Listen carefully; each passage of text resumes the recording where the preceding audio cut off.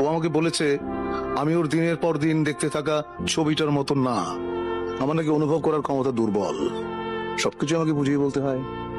আমি একজন অ্যাভারেজ মানুষ। আসলে আমরা অনেক স্বপ্ন দেখি, কিন্তু সব স্বপ্ন তো আর বাস্তবায়িত হয় না। মানুষের মন খারাপ হয়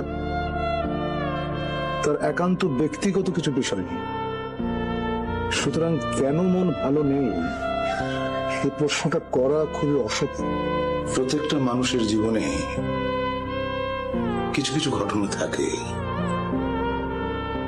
যা কারোর সঙ্গে শেয়ার করা যায় না। আমি ভাবছিলাম কত অপ্রত্যাশিত দুঃখ মানুষ পেয়ে থাকে এবং তা বহন করে সারা জীবন। এরকম অনেক জিনিস ঘটে, সেটা আমার জীবনে বহুবার ঘটেছে।